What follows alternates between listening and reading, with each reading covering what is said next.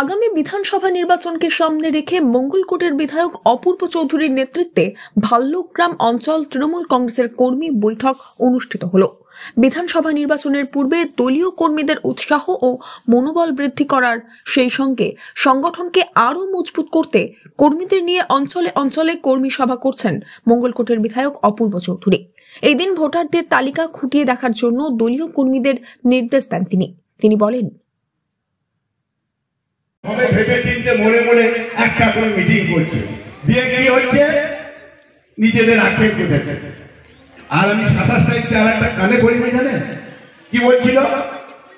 প্রথম বলছিল এই তারিখে এই হবে, ওই তারিখে ওই হবে, সে তারিখে ওই হবে, তারপর লাস্টে বললো 27 তারিখে দেখে না যাবে।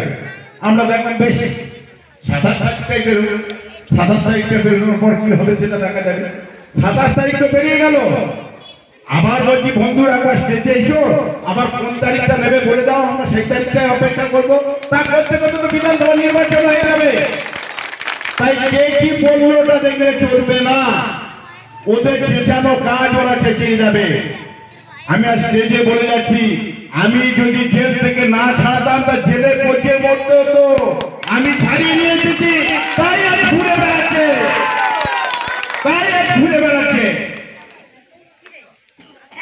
আজকে আমাদের দ্বিতীয় পার্টারে ততটা নয়, কিন্তু তবুও বলা যায় না বিজেপির চাল তো বুঝতে বাকি নাই। তাই জন্য বলা হলো যে ভোটার যেন ভালো করে দেখা হয়, যদি সেই গ্রামের ভোটার না হয় সেটা যেন সঙ্গে সঙ্গে আমাদেরকে জানানো হয় এবং বিডিওর কাছে কমপ্লেন করে।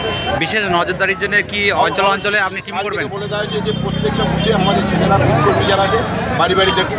আমাদের পাড়া গ্রামে তো সবাই বুথে সেই গ্রামের বাসিন্দা না বাসিন্দা চেনে, ভোটার লিস্টে দেখলেই বোঝা যাবে এটা আমার গ্রামের বটে কি নয়। সেইটা দেখে যে বাড়ি থেকে নামটা এসছে সেই বাড়িটা যেন তদন্ত। এর আগে কি মঙ্গলকোটে এরকম ঘটনা ঘটেছিল? কোথায় না, মঙ্গলকোটে ঘটে নাই, কিন্তু ঘটবে না তাও তো বলা যায় না। সাবধানতার তো মান নাই, তাই আগাম নজরদারির অবশ্যই। শনিবার ভাল্লুকগ্রাম অঞ্চলের কুলসুনো গ্রামে দলীয় কর্মীদের নিয়ে বৈঠক অনুষ্ঠিত হয়। উন্নয়ন একটা মানুষ বলতে পারবেন যে আপনার বাড়িতে উন্নয়ন যায়নি, আপনার বাড়িতে আপনার মেয়েটা উন্নয়ন পায়নি, আপনার বাবাটা পায়নি, আপনার মাটা পায়নি, আপনার বৌমাটা পায়নি, একজন দাঁড়িয়ে বলতে পারবেন। কিন্তু মমতা বন্দ্যোপাধ্যায় যে কথা দেয়, অভিষেক বন্দ্যোপাধ্যায় যে কথা দেয় সেই কথা রাখে।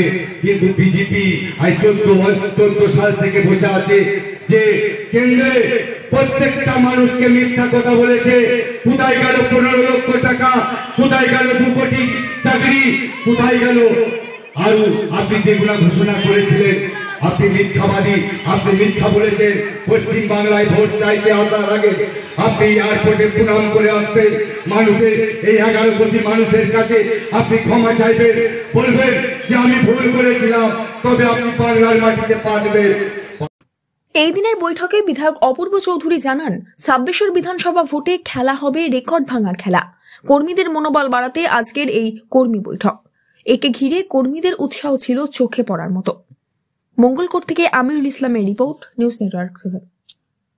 হলমার্ক সোনার গহনা কেনার একমাত্র ঐতিহ্যশালী স্বর্ণ প্রতিষ্ঠান শ্রী ধীরেন্দ্রনাথ দত্ত গোল্ড প্রাইভেট লিমিটেডের শ্রী সুখেন দত্তের দোকান। ঠিকানা কাছারি রোড, চৌরাস্তা, টেলিফোন ময়দান, কাটোয়া, পূর্ব বর্ধমান। শহরের অন্যতম প্রাচীন ব্যবসায়ী প্রতিষ্ঠান new Shri Gouranga tea store. প্রসিদ্ধ চা ব্যবসায়ী, খুচরো ও পাইকারি চায়ের এই প্রতিষ্ঠান শহরে প্রায় 80 বছর ধরে সুনামের সঙ্গে ব্যবসা করে চলেছে। ঠিকানা কাটোয়া স্টেশন বাজার, চৌরাস্তা।